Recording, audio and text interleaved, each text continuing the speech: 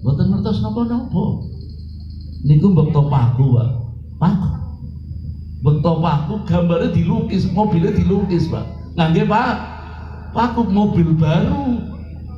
Dioret-oret terus. Sedangkan orang tua ini mikir niki kan mobilnya enggak. Sekali blaret niku 1 juta, Pak.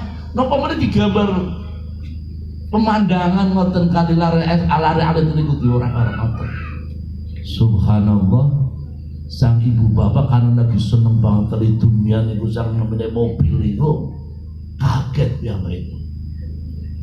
Loh, siapa ini yang nyoret-nyoret? Kemudian tahu-tahu anaknya udah pegang paku. Diomongin kali pembantu niki putrane jenengan, tanpa pikir panjang sang bapak mendet kayu, Pak. Ini kan anak kecil. Memang hobinya juga orek. Coba saya kulo sering kita ini menawi ndriya wonten lare-arite pasti temboknya boten-boten sing bersih. Bener apa betul? Ya dunianya mereka itu. Jadi kalau kita punya rumah dioret-oret, itu dunia mereka. Kados bapak-bapak misalkan ngerokok, kan itu dunianya kan. Coba jangan dilarang rokok, ngamuk. Jangan dong musim dingin kok. Enggak apa-apa, artinya dunianya gitu loh. Begitu juga ada dunia anak-anak yang tarbiyahnya berbeda. Setelah dioret-oret kados mekaten, tanpa pikir panjang, ngapunten Mbak, ini contoh yang tidak baik. Ya baik pun sang bapak ngambil kayu, tangannya niku dipukul kali baik. Dipukul terus sampai mungkin emosi ya. Nakal kamu betul lah, terus sampai sang anak ini sudah tidak kuat, tangannya sampai bengkak. Bapak dan ibu hanya memikirkan mobilnya rusak gara-gara dicoret. Dia tidak berpikir bagaimana anak ini nantinya. Subhanallah, satu hari ternyata sang anak tangannya sudah tambah membengkak, tambah besar, sampai harus dibawa ke rumah sakit. Ini lihat bagaimana akibat keteledoran orang tua yang salah dalam mendidik anaknya, yang salah dalam menghukum anaknya. Kemudian sampai dibawa ke rumah sakit, ternyata didiagnosa terdeteksi bahwa anak ini kena infeksi gara-gara pukulan kayu tadi. 1 hari 2 hari dibawa rumah sakit, ternyata tidak selesai itu sembuhnya. Dibawa ke rumah sakit lagi, diputuskan kata sang dokter, mohon maaf, anak bapak tangannya harus kami amputasi.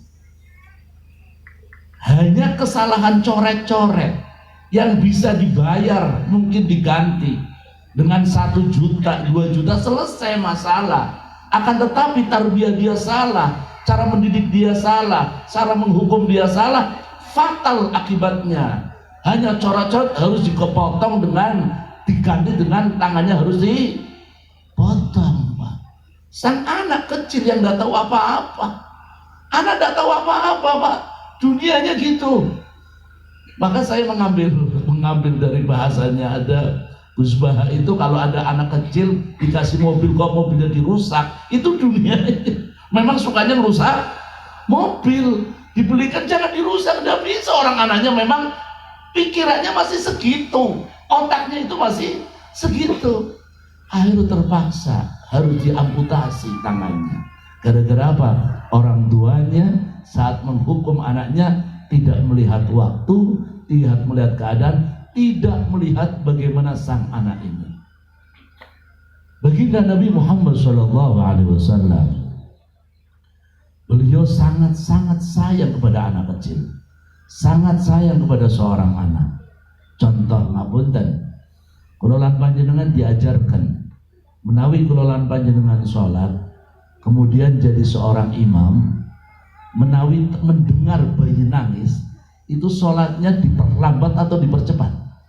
Dipercepat, karena ada bayi yang nangis. Coba, segitu hebatnya tarbiyah, segitu hebatnya dahsyatnya syariat Nabi SAW tentang urusan anak. Beliau pernah sholat, waktu sujud itu lama banget, hatta yadhunnu ashabun Nabi sallallahu alaihi wasallam anna Nabi qad mat intiqal ila rahmatillah. Sujudnya lama banget. Kemudian sebagian ada yang sampai bertanya-tanya, ini kok lama sujudnya? Mereka punya penyangkaan, napa begini Nabi pun sumareng karsane Allah, kok sujudnya terlalu lama? Setelah beliau bangun dari sujud, kemudian beliau salam, beliau membaca wajah-wajah sahabat, ada tanda tanya tentang lamanya sholat tadi.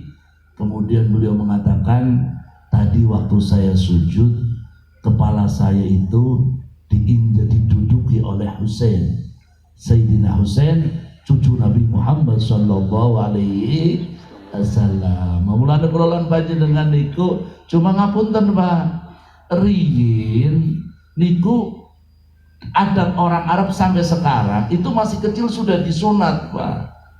Jadi lare-lare alit niku sampun di sunat. Jadi ada kemungkinan waktu Sayyidina Husain lumwi Rasulullah niku memang sudah dikhitan. Berbeda kali kula lan panjenengan menawi putra-putri putra kula lan panjenengan dereng dikhitan, kemudian granduli kula lan panjenengan, kalau kita meyakini bahwa di dalam tubuhnya, di dalam kelaminnya yang belum dikhitan ada najisnya, maka kita menjadi sholatnya batal. Tapi menawi lare keluar pada gantung pada gendong kula sampun dibanting Pak. Diambil kalau perlu dengan secara lutuf, dengan cara yang lembut, dengan cara yang betul-betul tidak menyakitkan sang anak ini. Biar apa? Saat kita betul-betul membawa anak ini otaknya itu harus betul-betul, apunten bagi sebelum saya teruskan, anak itu punya otak kecil dan otak besar, ini yang bahaya. Maka orang tua tidak boleh memukul anak urusan bagian kepala. Pantangan Pak, ngapunten, gadah lare sampun dipukul bagian kepala. Dan yang diperintahkan oleh Nabi SAW memukul itu setelah umur 10 tahun. Muru auladakum bis shalah. Pertama umur 7 tahun. Perintah untuk masalah sholat, waktu mukul baru umur 10 tahun. Itu pun mukulnya dengan mukul tarbiyah, boten angsal langsung main. Pukul mau main jebret mau dikira wedhus apa? Nggak boleh, mukulnya pun harus betul-betul mukul yang tadi, bukan mukul dengan nafsu. Bukan mukul yang menjadikan dia takut, bukan mukul yang menjadikan dia nantinya malah ketakutan. Punya otak besar dan otak kecil, dan otak besar dan kecil ini itu rekamannya sangat-sangat kuat. Maka Abu Yazid Muhammad Al-Maliki pernah ceramah waktu di Kuitang itu, diterangkan oleh Habib Ali bin Abdurrahman, memerintahkan anak sebenarnya sangat mudah, tinggal tiang sepahipun. Menawi tiang sepahipun ahli sholat jamaah, insyaallah putrane nggih purun sholat jamaah. Menawi bapaknya boten sholat, nggih jangan mengharapkan anaknya untuk birru auladakum tabirru abnaakum. Kalau kita berbakti dengan orang tua, insyaallah anak kita juga berbakti dengan orang tua. Ngapunten, mulane kula lan panjenengan dadi tiang sepah, menawi ribut kali tiang estri sampun ngarepe lare Pak. Paham napa mboten? Kan biasa, keluarga kan biasa Pak, ribut gara-gara ada dikasih duit ribut. Kalau kita lagi ngamuk, bla ada anak diam. Terus menawi lare meneh pun mboten, terus kembali mboten apa-apa. Nah, artinya jaga kewibawaan orang tua juga depan anak Pak. Jangan kita itu mengumbar biasa saja depan anak kita. Kulo kada anak namanya Umar, sama seperti putranya Ustaz Aziz. Niku wekdal niku kulo kadang-kadang ngundang kanca istri nggih, ibu nama istri, kadang-kadang nama ibu, kadang-kadang panggilnya mama, kadang itu. Waktu saya ngomong, "Mah, tolong ambilkan anduk." Anak saya langsung teriak kepada saya dia itu. Waktu saya ngomong, misalkan istri saya itu manggil saya Kak Saleh ambilkan anduk. Tahu-tahu anak saya teriak, "Kak Saleh minta anduk." Anak saya ikut-ikutan manggil. Pernah ada teman, ada perlu saya sebutkan dari mana, dia datang ke pondok saya. Dia bawa anak. Tahu-tahu anaknya narik-narik bapaknya. Ki, ayo Ki. Bapaknya namanya Zaki. Ki, ayo pulang Ki. Saya bingung. Beb, ini gimana Beb? Anaknya manggil Zaki. Iya Beb. Uminya kalau manggil anak pakai Zaki. Jadi anaknya ikut. Jadi rekaman Pak. Maka kalau kita ngomongnya jorok juga keluar jorok. Kalau kitanya tarbiyah dengan adab Allah, dengan ajaran Allah, ya pastinya insya Allah anak kita juga bisa mendapatkan ridho Allah Subhanahu wa ta'ala.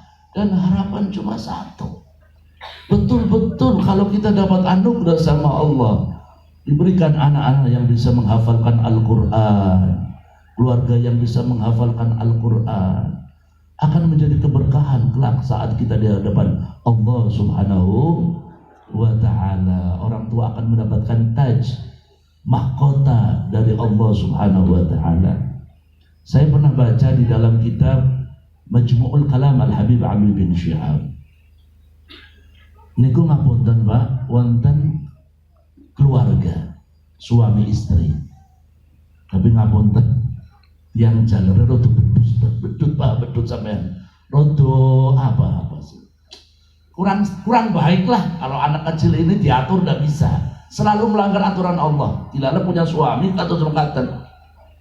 Pun suatu saat yauminal ayyam, sang ayahanda ini meninggal dalam keadaan maksiat kepada Allah. Dalam keadaan maksiat kepada Allah, sang bunda lagi hamil tua.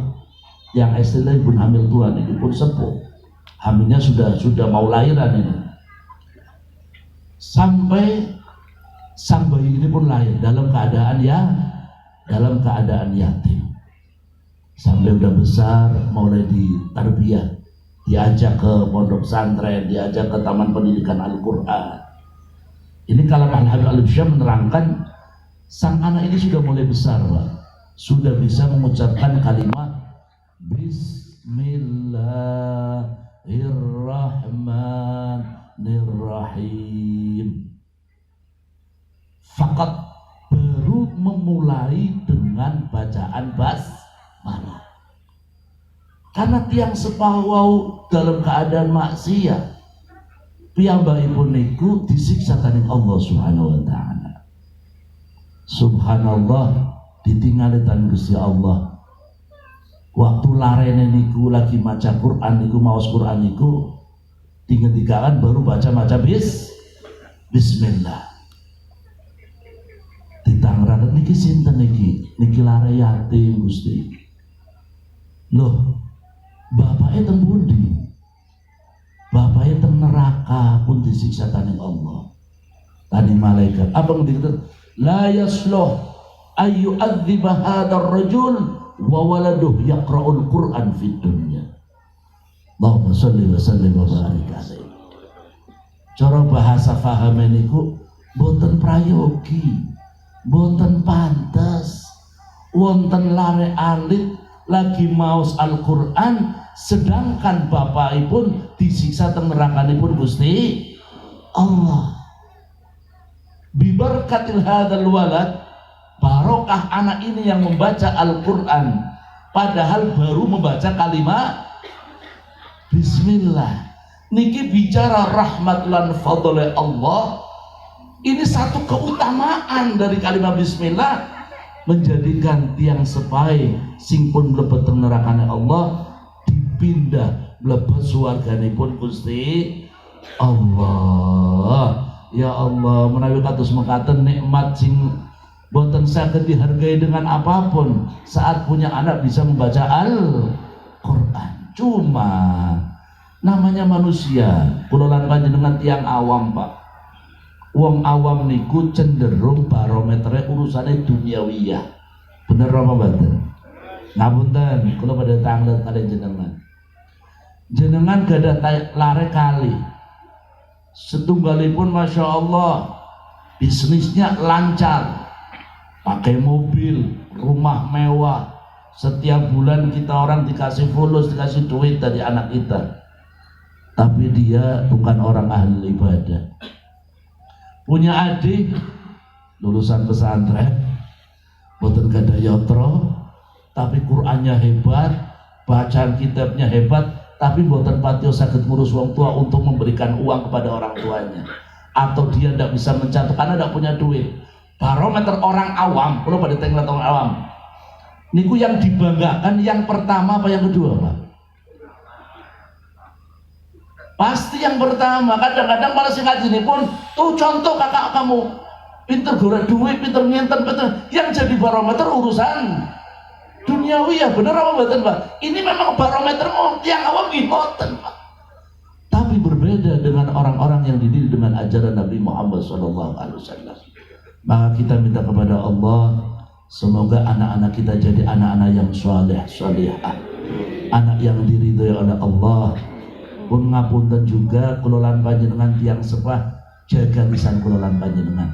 Mengambil dari kalam Romo Ki Abdullah Ubab, putra tertua Mbah Maimun, yang baik pun akan kadang-kadang kita ini keperucutan, Pak.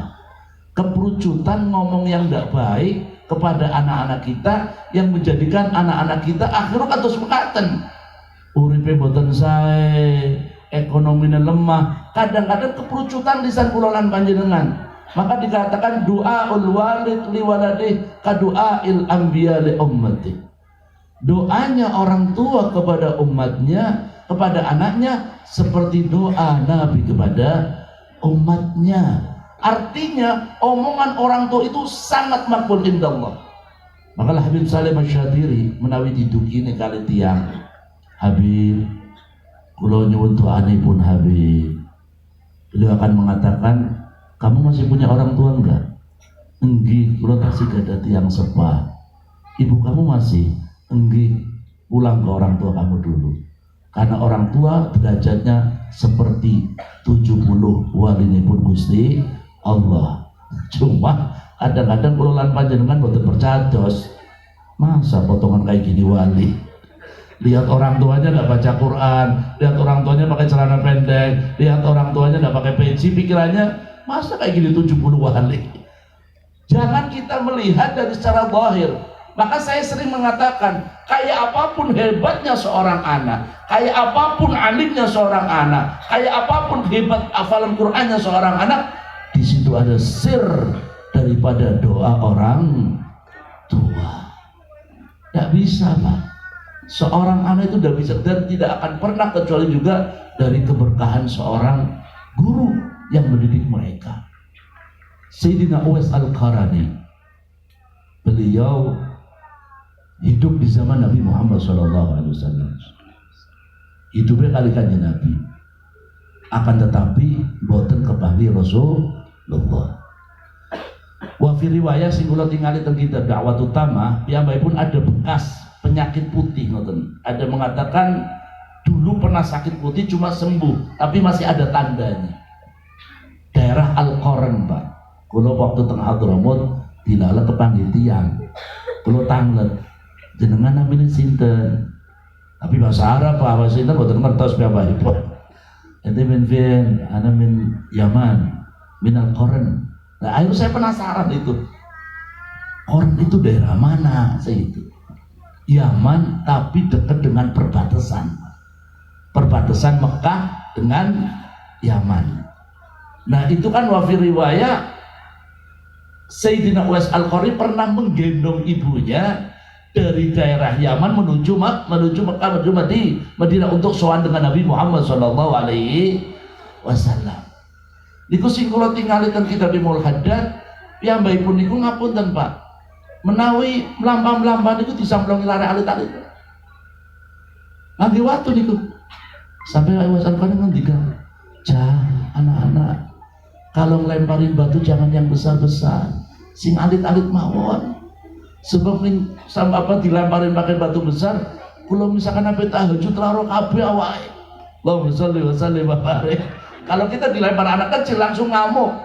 Kalau ini dilempar anak kecil malah tolong jangan batu yang besar-besar, tapi batu yang artinya kalau dilempar batu kecil beliau ridho. Menawi lugu ada miringnya teman, Pak. Lugu niku mboten saged lurus, tentu saya miringnya. Setiap hari bukan makan kotor, tapi itu ada pabrik roti yang diambil sama beliau. Kalau mau dahar, wonten Napa nipun? Asu niku bahasa sopane napa? Napa? Segawon. Oh, segawon ya. Niku kula mboten nembe pindangan. Kuatire kula ngomong asu boten badhe prayogi iki napa nggih? Segawon nggih. Wonten segawon niku menawi badhe mendhet niku dilalem makan badhe bareng Pak niku. Yang Mbak Ibu ngomong kalau segawon, kamu jangan makan jatah saya juga tidak akan makan jatah kamu, karena kalau saya makan jatah kamu, saya juga dihijab. Karena beliau setiap hari uangnya habis.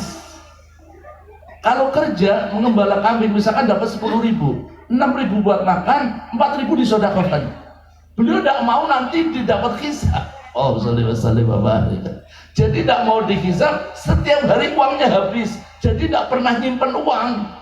Ini kulolan panjenengan ditumpuk-tumpuk kok Pak. Maka beliau ini Uwais Al-Qarni boten purun ngoten. Jadi kalau dahar pun malam habis, cari pagi lagi tapi ngoten.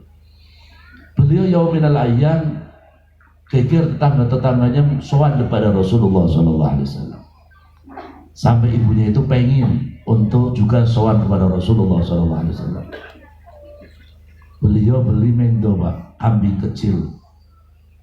Setiap hari dari pagi dari bawah sampai ke atas gendong kambing Pak. Terus dari mulai cempek nih sampai orang tambah mengatakan ini Uwais Al-Qarni tambah ndak karuan ini. Dikenalnya katanya orang gila pada masturun fid dunya ma'rufun fil akhirah. Orang yang sangat mulia indallah. Tapi mata masyarakat awam tertipu dengan pandangan zahir. Pun yang baik pun gendong Pak terus setiap hari. Naik turun.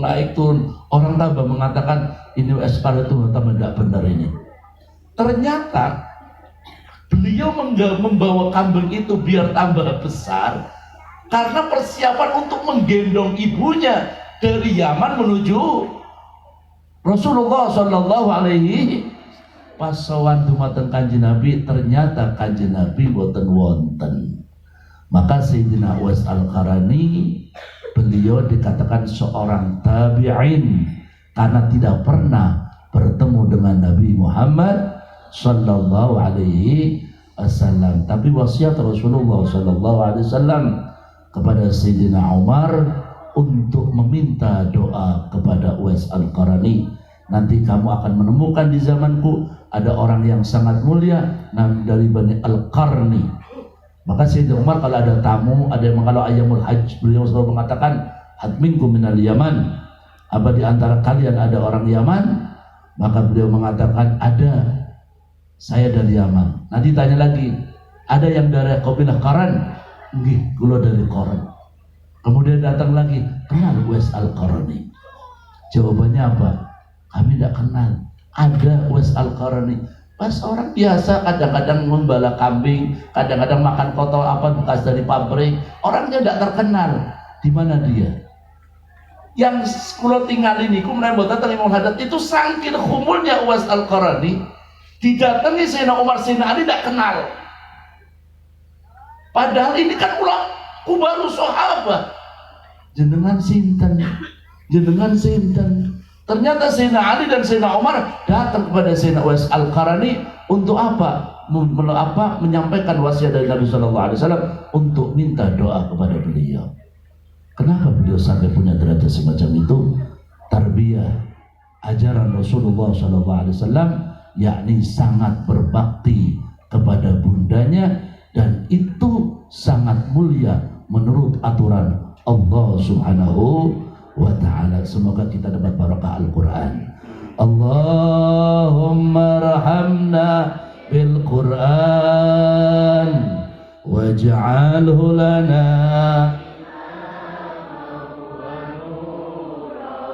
wa huda wa rahmah. Allahumma dzakirna minhum.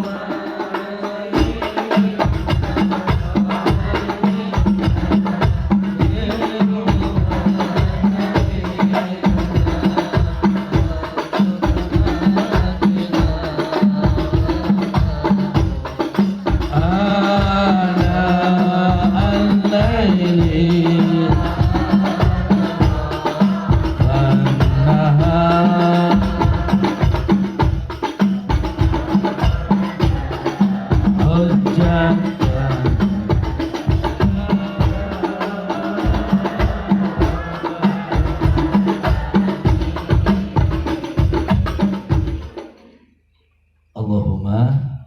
amin ya rabbal. Mukjizat yang paling dibanggakan Nabi Muhammad SAW adalah Al-Quran. Banyak mukjizat Rasulullah, syaqqul qamar, pembelahan bulan, menghidupkan orang mati, orang yang matanya buta kembali melihat, dan semua yang berhubungan dengan Nabi Muhammad SAW fihi barakah. Apapun Pak, apalagi Al-Quran. Saya pernah teringat ada beberapa keterangan dari guru saya yang berhubungan dengan Nabi Muhammad SAW. Apalagi Al-Quran Pak. Ada beberapa ulama yang menanyakan kemana air yang bekas memandikan Nabi Muhammad SAW. Kalau kita kan Al-Quran sudah di hadapan kita Pak. Semoga kita paling tidak satu hari bisa membaca Al-Quran. Allahumma. Jadi ada bahtul masail. Ulama-ulama ini bahtul masail tentang masalah keberadaan air yang bekas memandikan Nabi Muhammad SAW. Kalau nggak salah Syekh Mutawalli Asy'arawi. Tapi ini bukan merupakan hadis. Ini bukan hadis. Kemarin saya sempat bertanya pada Gus Anam waktu saya soal beliau mengatakan saya pernah baca kitab itu, keberadaan keterangan itu. Ternyata memang Musya'arawi itu sering menjelaskan keterangan yang gharib-gharib, keterangan yang aneh-aneh itu. Termasuk waktu anaknya itu mau ziarah kubur, ngikutin terus, dia kalau mau ziarah kubur wajahnya ditutupin biar ada yang kenal. Itu kalau mau ziarah ke Raudhah, orang nggak ada yang tahu, dia hanya nunjuk kayak gini aja, pintu langsung keluar, pintu terbuka semua Pak. Itu anaknya lihat itu, maka diceritakan tentang keramatnya daripada ayahandanya. Nah ini orang bertanya-tanya, kemana ini air yang bekas mandi Nabi Muhammad SAW? Dibahas di kalangan ulama, ternyata tidak ada jawaban, tidak ada yang bisa jawab. Kemudian salah satu mengatakan, besok saya jawab pertanyaan itu. Ulama-ulama dulu itu kalau punya masalah langsung bermunajat kepada Allah, mencari pituduh dari Allah Subhanahu wa Ta'ala. Contoh kemarin waktu corona itu banyak ulama-ulama yang uzlah Pak, mencari tahu biar obatnya apa. Ada yang bermunajat kepada, termasuk alumni sarang ada. Beliau dimimpikan untuk membaca kitab Hizbun Nawawi. Sempat kita suruh pada baca itu karena mendapat isyarah itu. Ada juga yang bermimpi Rasulullah SAW untuk memperbanyak sholawat. Ada lagi bermimpi Umar Abdurrahman Al-Tas suruh membaca rotib. Artinya ulama-ulama yang kelasnya Nurul Basyurahnya sangat kuat, beliau sangat biasa dari zaman dulu sampai zaman sekarang.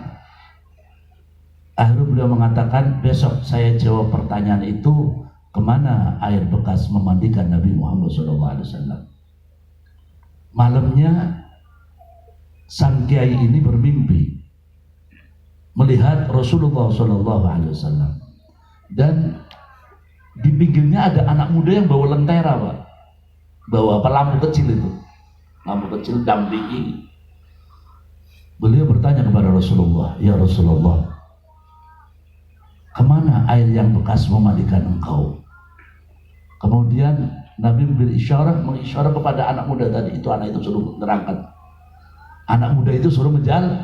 Nampak ternyata bagaimana prosesi memandikan Nabi Muhammad SAW. Ini apalagi Al-Quran, air yang bekas memandikan Rasulullah saja itu sangat-sangat bermanfaat. Ternyata waktu dilihat Pak, yang bagian wajah menurut guru saya itu diambil Al-Imam Ali karamallahu wajhah. Yang bagian wajah diambil. Yang badan ini netes ke bawah, tidak sampai ke tanah. Tidak sampai ke Tidak sampai ke tanah itu air hujan airnya yang bekas mandikan Rasulullah. Tidak sampai nempel ke tanah, kemudian terangkat Pak, terus sampai ke langit tuh. Terjadilah mendung sudah. Tapi saya garis bawahi ini bukan hadis, ini cerita ulama. Artinya bisa benar bisa tidak. Akan tetapi kalau cerita ulama insya Allah benar. Allahumma amin ya robbal. Apalagi berhubungan dengan mimpi Nabi Muhammad SAW. Sampai naik ke atas terus, sampai terjadilah mendung seluruh dunia, dan turunlah hujan dari bekas air yang untuk memandikan Nabi Muhammad SAW. Dan diyakini setiap tetesan hujan itu dimanapun berada, mau di Magelang, mau di Sarang, mau di Hadramut, mau di Tegal, mau di Jakarta, tetesan air hujan itu muncul menjadi bangunan masjid. Allahumma sholli wa sallim wa barik. Itu baru air yang untuk memandikan Nabi Shallallahu Alaihi Wasallam. Mukjizat yang paling utama adalah Al-Quran. Yang saat kita membaca Al-Quran, setiap satu hurufnya akan dilipat gandakan pahalanya. Cuma sayang seribu sayang, kita sudah banyak sekali melupakan Al-Quran, melupakan ayat-ayat Allah. Naudzubillah min. Gimana kita mau mencetak anak kita jadi anak yang soleh solehah saat tarbiyah kita tidak ada hubungan dengan Al-Quran? Nah, pondok pesantren ini masya Allah wonten hataman Al-Quran, wonten hatam apa yang ingkang apal Al-Quran, baca Al-Qurannya insya Allah satu hari pasti baca Al-Quran. Tinggal tiang supaya baca Quran apa buatan Pak? Kita baca Qurannya setiap hari berapa juz Pak? Ulangan panjenengan kadang-kadang mau Quran niku pilih-pilih. Sebentar lagi kita akan memasuki bulan Inna Syahrul Rajab Syahrullah wa Sya'ban syahri wa Ramadan syahrul ummati. Nanti bulan Ramadan termasuk dikatakan Syahrul Quran. Dan berbahagialah anak-anak yang masih ada di pesantren. Kita pasrahkan kepada guru-gurunya. Semoga anak-anak kita jadi anak-anak yang betul-betul diridhoi oleh Allah. Sebab ilmu saja tidak cukup. Ilmu saja tidak cukup. Doa dari orang tuanya insya Allah akan menjadikan anak-anaknya punya ilmu yang barokah. Akan tetapi ini kepada santri-santri ya, santri-santri itu gimana pun keadaannya, saya sering ngomong, saya pernah teringat Pak, ngapunten, maka saya tidak berani sama sekali mengkritiki guru. Saya tidak berani mengkritik guru, apalagi menilai guru. Sama sekali saya tidak berani. Dulu waktu saya mondok di Sarang itu, waktu itu kami lagi rapat Pak, halal bihalal. Rapat halal, nanti halal bihalal kita manggil Mbah Maimun. Ternyata ada salah satu orang itu masih jelas duduknya di mana, namanya siapa, jamnya berapa, saya masih teringat terus. Dia ngomongnya begini, udah sampun undang Mbah Mun, karena kalau manggil Mbah Maimun di Tegal bahasanya kurang dipaham masyarakat. Saya langsung ingat bahasa itu dan saya ingat orangnya. Waktu itu saya ngomong, kamu mau dapatkan apa nanti suatu saat? Kamu berani ngomong semacam itu? Ngapunten, menawi teng Sarang kelas 1 sanawiyah, kelas 2 sanawiyah niku menawi sekolah kita digotong Pak, dipanggulkan tanpa apalagi kalau sudah bawa yang namanya Beirut semua itu kayak digotong. Alfiyah pakai Khudori misalkan, Fathul Mu'in pakainya Iana, itu kita benda orang ini kalau taklim kitabnya digotong Pak. Saya lihat gotong kitab. Subhanallah, ternyata bahasa itu sangat berbahaya sekali. Gara-gara ngomong kurang bisa dibaca, yang ngomong muridnya sendiri ini. Beberapa tahun kemudian saya ke rumah sakit, saya mau lihat jenguk orang ke rumah sakit.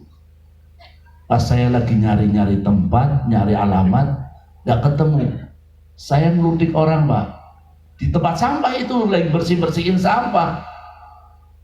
Mas, tahu alamat ini enggak Mas? Kamar ini nomor berapa? Pas nengok, itu wajahnya santri yang dulu itu lagi nyari-nyari sampah coba. Gara-gara apa? Hanya berani menilai sedikit saja. Berani menilai bahasa semacam itu menjadikan afat yang naudzubillah min dzalik. Ada lagi gara-gara omongan seorang murid kepada gurunya. Dia tidak pernah mau sholat subuh di Anwar. Kalau sholat subuh maunya itu katanya sudah qadha. Dia tidak mau sholat subuh itu. Pokoknya tidak mau jamaah sholat subuh. Sampai waktu saya masih di sana stres Pak anaknya Pak. Stres, teriak-teriak, padahal dia rois dan alfiahnya juga hebat. Stres sampai dia meninggal. Saya tanya, kenapa sih dia sampai kayak gitu teriak-teriak? Iya Bim, terlalu bandel Bim. Sinopo, masa tidak mau sholat jamaah sama Mbah Maimun? Alasannya sholatnya wis qadha. Naudzubillah min. Itu nyata terjadi. Maka seorang murid kayak apapun keberadaan seorang guru. Saya pernah bertanya kepada guru saya waktu saya pertama setelah saya dari sarang tahun 99 saya berangkat masuk tahun 91, 99 saya keluar dari sarang, saya berangkat ke Darul Hadis. Saya ngomong salah satu guru saya yang mengantarkan, gimana saya biar bisa mendapatkan barokah, husnudon kepada guru kamu. Jangan sekali-kali menilai guru kamu. Jangan sekali suudon dengan orang tua, insya Allah ilmunya akan barokah. Kalau orang anak sudah tarbiyahnya menjadi anak yang soleh, anak yang berbakti orang tua, pasti akan mendapatkan keberkahan dari Allah Subhanahu wa ta'ala. Nabi Allah Musa alaihissalam pernah bermunajat kepada Allah. Ini dalam kitab dakwah utama atau al-faqih lupa ya. Nabi Allah Musa bermunajat kepada Allah, ya Allah, siapa nanti teman saya di surga? Teman surga nanti saya siapa? Setelah bermunajat, beliau mendapatkan wahyu, ditunjukkan seorang anak muda. Ternyata anak muda yang ditunjukkan oleh Allah Subhanahu wa ta'ala. Janganlah Nabi, kalau nggak salah Ibnu Athaillah al-Iskandari pernah kayak gitu juga. Ya Allah, siapa teman saya di surga? Karena dia pasti sudah masuk surga. Dia ternyata ditunjukkan temannya itu apa? Anak orang muda duduknya dengan orang-orang nakal. Orang nakal pada duduk-duduk. Ibnu Athaillah sempat penasaran, masa ini teman saya di surga kok duduknya sama orang nakal-nakal? Penasaran itu, dia balik lagi, muter balik, ternyata dipanggil sama orang tadi. Ya Ibnu Athaillah, saya kan teman kamu di surga kan? Padahal ngomongnya di hati, langsung dijawab saya Ibnu Athaillah sadari. Kok kamu tahu? Iya, kamu penasaran kan kenapa saya duduk sama anak-anak nakal ini? Saya meminta kepada Allah dan ini separuh sudah taubat kepada Allah. Nah, sekarang giliran antum. Antum kan wali. Ibnu Athaillah asli apa orang nggak kenal Ibnu Athaillah? 50% tobatkan dengan antum. Saya sudah selesai di 50%. Temennya yang di surga kayak gitu. Ibnu Athaillah dengan karamah beliau, mana yang belum taubat? Suruh lihat wajah saya. Lihat wajah Ibnu Athaillah Iskandari. Kemudian mereka semua lihat wajah Ibnu Athaillah Iskandari. Seketika itu 50 orang tadi bertobat kepada Allah Subhanahu. Nabi Musa pernah bermunajat kepada Allah, ya Allah, siapa teman saya di surga? Kemudian Allah memberikan petunjuk. Ternyata anak muda Pak, Masya Allah, didatangi cuek banget sama Nabi Musa. Datangi biasa, oke, monggo Nabi Musa, monggo. Pas Nabi Musa duduk, orangnya keluar langsung masuk ke dalam. Dicuekin Nabi Musa. Ini anak kenapa ini? Masa kayak gini potongannya teman saya di surga, sedangkan dia begitu cuek dengan saya ini. Yang mengherankan lagi, orangnya keluar gendong babi Pak. Babi kan mukhaladhah, babinya digendong di hadapan Nabi Musa, dipeluk, dicium, dilus-elus terus sampai terus. Nabi Musa bertanya-tanya, lah ini anak gimana ini? Katanya teman saya di surga malah gotongnya babi, nyium babi, mandiin babi, dipeluk-peluk, ditimang-timang. Wah, Nabi Musanya dicuekin, lebih mementingkan bayinya daripada babinya daripada Nabi Musa. Dia pun masuk. Setelah sudah masuk, keluar lagi Pak. Yang tadi pertama yang dibawa babi jantan, keduanya dibawa babi betina Pak. Datang tambah bikin kagum Nabi Musa, tambah kaget. Tadi wis babi lanang, saiki babi wadon. Digendong-gendong, ditimang-timang, dipeluk-peluk, dicium-cium sampai dia masuk. Dalam penasaran Nabi Musa, kenapa ini orang ini jadi teman saya di sorga, sedangkan dia setiap hari bermain dengan babi. Dia pun keluar nemuin Nabi Musa. Nabi Musa bertanya, mohon maaf, kenapa kamu selalu gendong babi? Itu kan najis mughalladhah, itu najis. Gak benar kamu setiap hari kayak gini. Akhirnya penasaran Nabi Musa pun terjawab. Ya Nabi Musa, setiap malam saya bermunajat kepada Allah. Saya minta kepada Allah, semoga orang tua saya diampuni dosanya oleh Allah. Orang tua saya ini melakukan dosa besar, sehingga mohon maaf. Yang engkau lihat, saya bawa babi, yang pertama bawa jawi jantan, yang kedua niku babi betina. Jangan salah Nabi Musa, itu adalah jelmaan dari orang tua saya. Ternyata beliau menggendong-gendong itu, padahal itu adalah orang tuanya. Walaupun itu seekor babi, tapi niki yang sepakulo Nabi Musa. Maka saya wajib untuk menghormati orang tua saya walaupun bentuknya seekor babi. Allahumma sholli wa sallim wa barik alaihi. Wonten sinten mriki bapane babi, Pak? Wonten sing ibune babi? Tidak ada. Tapi kenapa kadang-kadang kita sama orang tua kadang-kadang lupa? Nyuwun ngapunten. Salaman kali Habib cium tangan saya. Salaman kali saya bapane pun apa kiai saya. Tapi yang lebih utama juga tangan kedua, tangan orang tua. Kalau nanti kepanggil alumni pesantren pun khotib Jumat dan Rio menawi salaman kali kulo, masya Allah badai cium. Tapi kali bapaknya boten nyium, pateng ngajeng kulo. Kalau sampai gembermet, kalau sampai gembermet, waduh ini harusnya dipukul ini anak ini. Kenapa anda salaman dengan Habib saya segitu, sedangkan orang tua tidak cium-cium tangan orang tua, karena di situ ada keberkahannya. Kadang-kadang kita lupa, kita ziarah wali songo baik, yang ngomong baik siapa? Habib kayaknya Habib bukan NU, saya ini pengurus Mustasar NU, alhamdulillah, pengurus cabang malah PCNU saya ini di Kabupaten Tegal, saya ini mustasyar. Cuma adat istiadat yang kadang-kadang mereka sampai jauh-jauh ziarah, sedangkan orang tuanya yang dekat tidak di ziarahi. Naudzubillah min. Ini salah kaprah, Pak. Utamakan orang tua, apalagi orang tua yang sudah sepuh. Wala taqul lahuma uffin wala tanharhuma wa qul lahuma qaulan karima.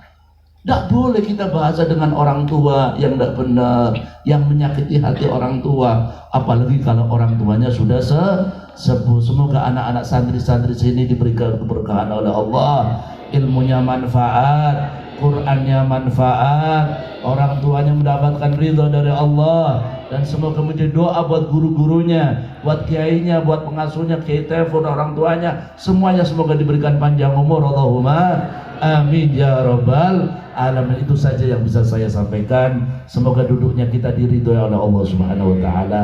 Doakan saya besar rombongan saya mau pulang ke Tegal, semoga diberikan keselamatan, Allahumma.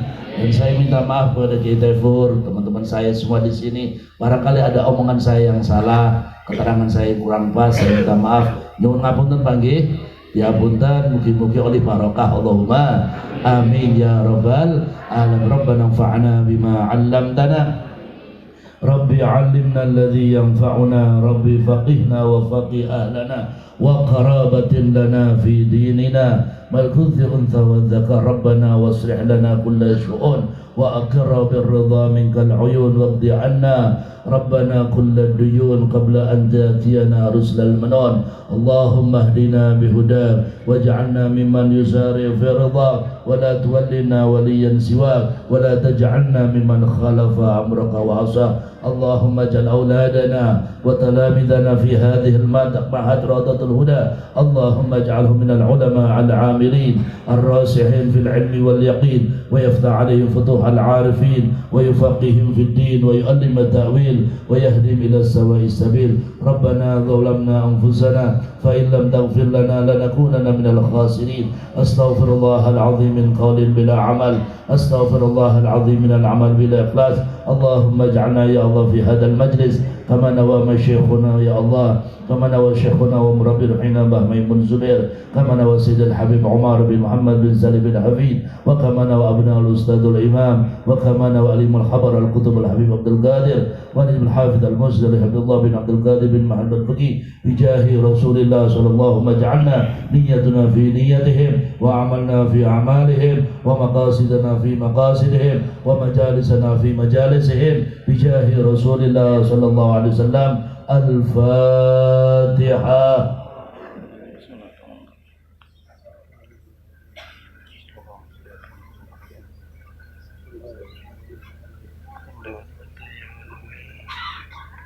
Allahumma fiqna pamit. Assalamualaikum warahmatullahi wabarakatuh.